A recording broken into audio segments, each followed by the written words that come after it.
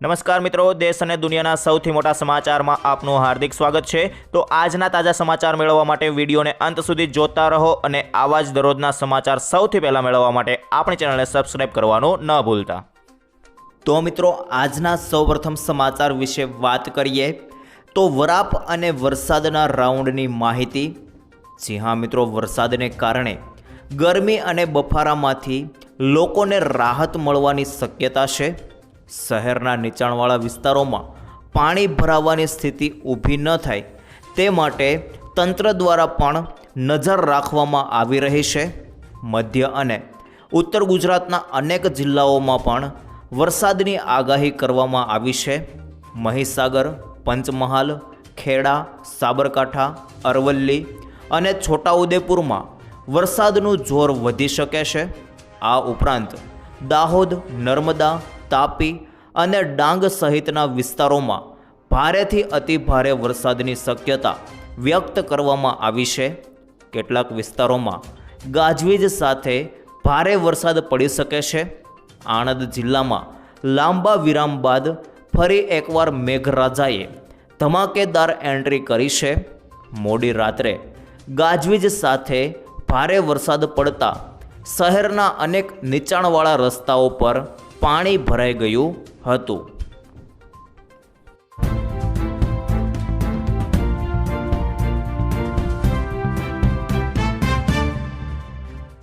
ત્યાર પછી આગળના સમાચાર વિશે જોઈએ તો ચાંદીપુરા વાયરસ ગુજરાતમાં વકર્યો। જી હા મિત્રો, જામનગર જિલ્લામાં શંકાસ્પદ ચાંદીપુરા વાયરસને કારણે આરોગ્ય તંત્રમાં ચિંતાનું મોજું ફરી વળ્યું છે।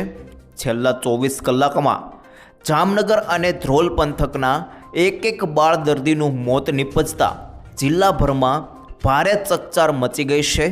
આ સાથે જ જિલ્લામાં શંકાસ્પદ ચાંદીપુરા વાયરસથી મૃત્યુ પામનારા બાળકોની કુલ આંક વધીને 8 પર પહોંચી ગયો છે, જેના કારણે વાલીઓમાં ભારે ભય અને ચિંતાનો માહોલ જોવા મળી રહ્યો છે।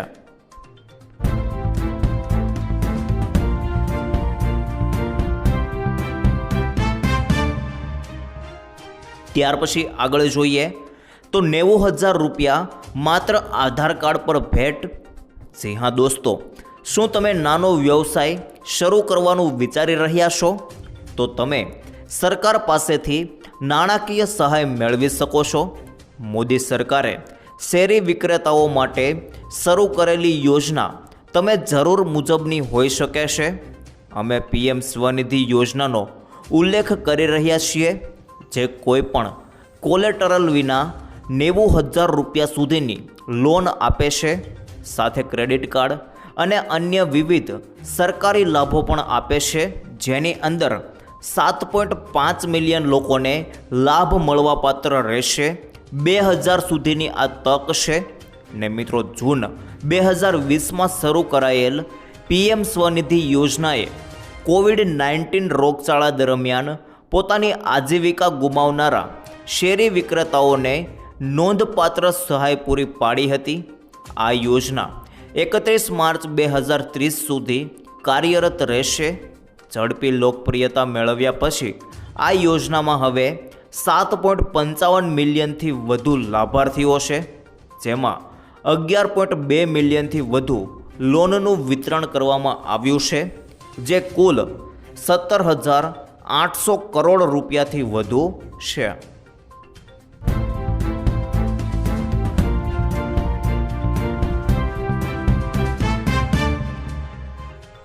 ત્યારબાદ આગળ જોઈએ તો તહેવારો પર મોટો ઝટકો, મોંઘું થયું। જી હા મિત્રો, રોજિંદા વપરાશની વસ્તુઓ સામાન્ય માણસની પહોંચથી બહાર જઈ રહી છે। તુવેર દાળ, મગની દાળ અને ખાસ કરીને આ તમામ સહિતના કઠોળ, ચોખા, લોટ અને દૂધ જેવી પાયાની વસ્તુઓના ભાવમાં તોતિંગ વધારો થયો છે। સરકારી આંકડા અનુસાર છેલ્લા 1 વર્ષમાં દૂધ, કઠોળ અને તેલના ભાવમાં 10% સુધીનો વધારો નોંધાયો છે। આટલું ઓછું હોય તેમ ગરીબોની કસ્તુરી ગણાતી ડુંગળી અને લીલા શાકભાજીના ભાવ પણ બેકાબૂ બન્યા છે। મોંઘવારી હવે સાચે જ બેલગામ થતી જાય છે અને તેના પર તંત્ર કે સરકારનો કોઈ કાબૂ ન હોય તેવી સ્થિતિ સર્જાય છે. પવિત્ર શ્રાવણ માસની દેશમાં તહેવારોની સિઝન શરૂ થઈ રહી છે. રક્ષાબંધન, જન્માષ્ટમી, ગણેશ ચતુર્થી, નવરાત્રિ અને દિવાળી જેવા મોટા તહેવારો એક પછી એક આવી રહ્યા છે. ત્યારે મોંઘવારીના કારણે તહેવારોના રંગમાં ભંગ પડે તેવા એંધાણ છે. હવે આગળ જોઈએ તો આ મોંઘવારી પાછળનું મૂળ કારણ શું છે તે જોઈએ તો મિત્રો, ઈરાન યુદ્ધ, વૈશ્વિક દબાણ અને નબળું ચોમાસું આ મોંઘવારી માટે જવાબદાર છે. નિષ્ણાતોના જણાવ્યા મુજબ વર્તમાન મોંઘવારી પાછળ આંતરરાષ્ટ્રીય અને સ્થાનિક બંને પરિબળો જવાબદાર છે. ઈરાન યુદ્ધના કારણે વૈશ્વિક બજાર અને સપ્લાય ચેઇન પ્રભાવિત થઈ છે, જેના લીધે ઈંધણ અને અન્ય આયાતી ચીજો મોંઘી થઈ છે. બીજી તરફ ચાલુ વર્ષે નબળા ચોમાસાને કારણે કૃષિ ઉત્પાદનને મોટો ફટકો પડ્યો છે. પાક ઓછો ઉતરવાની આશંકાએ સ્થાનિક બજારોમાં સંગ્રહખોરી અને ભાવ વધારો ઝીકાયો છે. આ તમામ પરિબળોને લીધે મધ્યમ વર્ગ માટે આ વર્ષે ઉત્સવો ઉજવવા એ ભારે આર્થિક બોજ સમાન બની રહેશે અને બેલગામ મોંઘવારી સામે જનતા લાચાર બનીને રાહતની આશા રાખી રહી છે.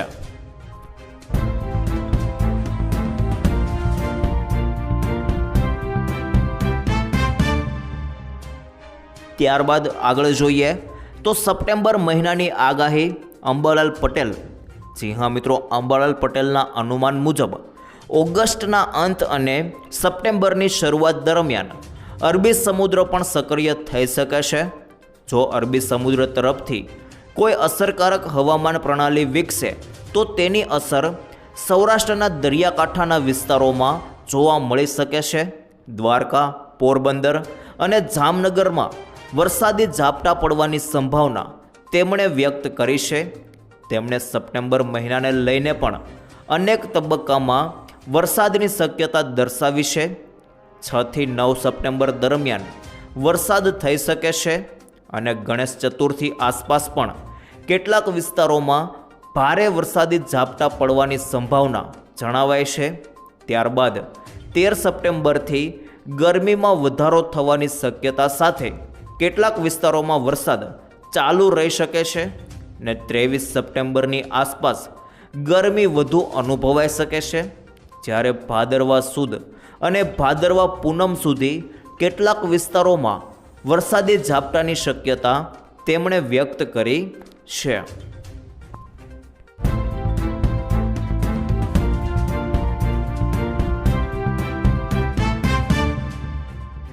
ત્યારબાદ આગળ જોઈએ તો મુખ્યમંત્રીની મોટી બેઠક, મુખ્ય મુદ્દા કયા કયા ખાસ જોઈ લેજો મિત્રો. આવતીકાલે યોજાશે કેબિનેટ બેઠક.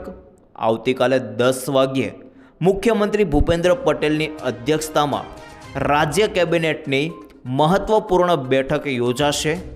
બેઠકમાં રાજ્યમાં ભારે વરસાદથી સર્જાયેલી પરિસ્થિતિ અને અસરગ્રસ્ત વિસ્તારોમાં ચાલી રહેલા સહાય સર્વેની કામગીરીની સમીક્ષા કરવામાં આવશે. ખેડૂતોના પાકને થયેલા નુકસાન અંગેના સર્વે અને સહાય અંગે પણ ચર્ચા થશે. તિરંગા યાત્રા સહિત સ્વતંત્રતા દિવસના કાર્યક્રમોની તૈયારીઓની સમીક્ષા પણ કરવામાં આવશે.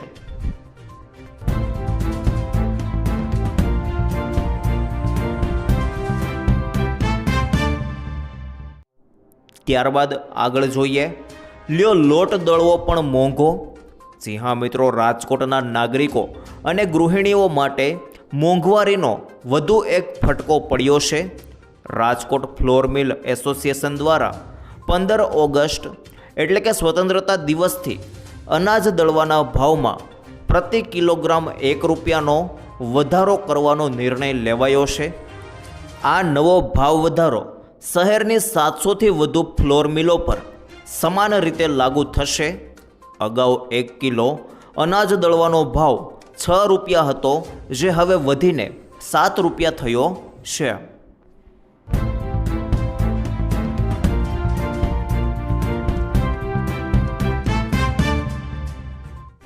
ત્યારબાદ આગળ જોઈએ તો એકના ડબલ કરનારી યોજના, જી હા મિત્રો, કિસાન વિકાસ પત્ર યોજના, પૈસા ડબલ કરવાનું મશીન.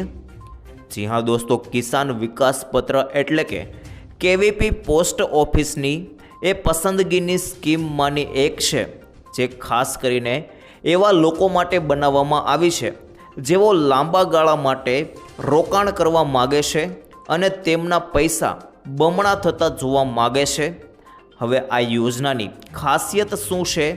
તો આ સ્કીમની સૌથી મોટી વિશેષતા એ છે કે તમારું રોકાણ કરેલું નાણું 9 વર્ષ અને 5 મહિના એટલે કે મિત્રો ટોટલ 113 મહિનામાં ચોક્કસપણે ડબલ થઈ જાય છે.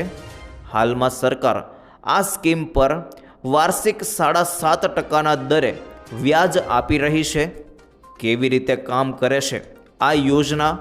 તો જોઈ લો મિત્રો, આને એક ઉદાહરણથી સમજાવીએ. ધારો કે તમે કેવીપીમાં 1 લાખ રૂપિયા જમા કરાવ્યા. હવે અહીં મળતું વ્યાજ 7.5% એટલે કે મિત્રો એ ચક્રવૃદ્ધિ વ્યાજ તરીકે કામ કરશે. ને આનો અર્થ એ છે કે દર વર્ષે મળતું વ્યાજ તમારી મૂળ રકમમાં ઉમેરવામાં આવે છે અને પછીના વર્ષે તમને તે લીધેલી રકમ પર વ્યાજ મળે છે. આ રીતે બરાબર 113 મહિના પછી તમને તમારા 1 લાખના બદલામાં 2 લાખ રૂપિયા મળે છે.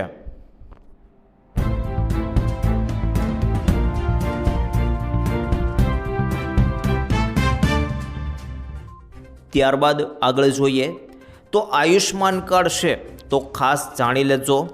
હવે મિત્રો, આયુષ્માન કાર્ડ હોવા છતાં હોસ્પિટલ મફત સારવારમાં આનાકાની કરે તો અહીં ફરિયાદ કરો.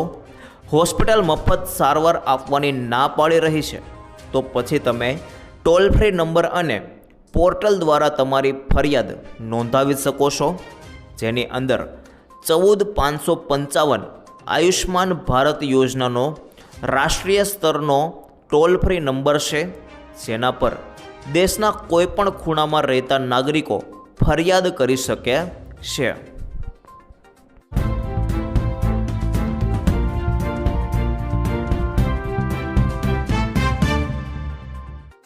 ત્યારબાદ આગળ જોઈએ તો પાવન શ્રાવણ મહિનાની શરૂઆત.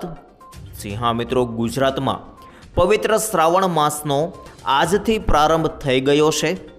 આ પવિત્ર મહિના દરમિયાન શિવ ભક્તો ઉપવાસ, જળાભિષેક અને વિશેષ પૂજા અર્ચના કરીને ભગવાન શિવની આરાધના કરશે.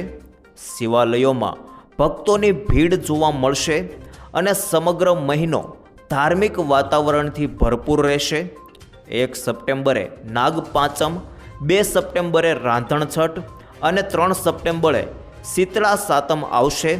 4 સપ્ટેમ્બરે શ્રી કૃષ્ણ જન્માષ્ટમી અને 5 સપ્ટેમ્બરે પારણા તથા નંદ મહોત્સવ ઉજવાશે. 7 સપ્ટેમ્બરે અજા એકાદશી અને 8 સપ્ટેમ્બરે ભૌમ પ્રદોષ રહેશે. 11 સપ્ટેમ્બરે શ્રાવણ માસની અમાસ અને માસ પૂર્ણ થશે. આ વર્ષે શ્રાવણમાં 4 સોમવાર આવશે. 17 ઓગસ્ટે પ્રથમ, 24 ઓગસ્ટે બીજો, 31 ઓગસ્ટે ત્રીજો અને 7 સપ્ટેમ્બરે ચોથો સોમવાર રહેશે.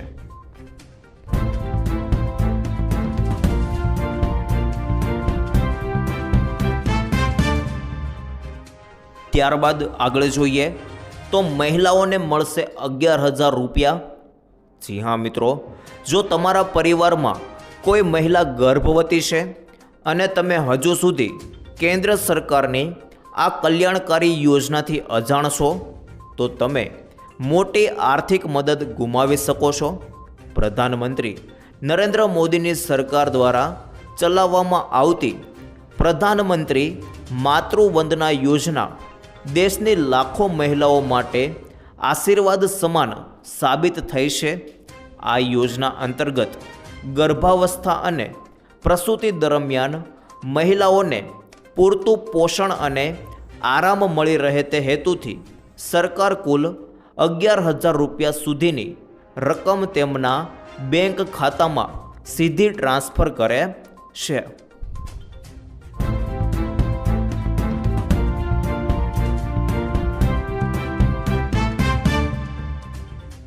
ત્યારબાદ આગળ જોઈએ તો પેટ્રોલ ડીઝલના ભાવને લઈને મોટી જાહેરાત.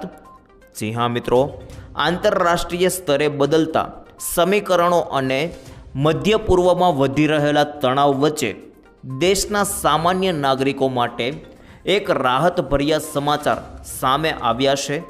અમેરિકા અને ઈરાન વચ્ચે સંભવિત યુદ્ધના વાદળો ઘેરાવાને કારણે વૈશ્વિક બજારમાં ક્રૂડ ઓઇલના ભાવ ફરી એકવાર ઉપર તરફ જઈ રહ્યા છે, જેના કારણે ઓઇલ માર્કેટિંગ કંપનીઓ પર આર્થિક દબાણ સતત વધી રહ્યું છે. આમ છતાં આંતરરાષ્ટ્રીય બજારની આ અશાંતિની સીધી અસર દેશના છૂટક બજાર પર જોવા મળી નથી. ગુરુવાર 13 ઓગસ્ટના રોજ દેશભરમાં પેટ્રોલ અને ડીઝલના ભાવ સંપૂર્ણપણે સ્થિર રહ્યા છે. આનો સીધો અર્થ એ થાય છે કે આજે પણ વાહન ચાલકોએ ગઈકાલ જેટલી જ કિંમતે ઈંધણ ખરીદવું પડશે.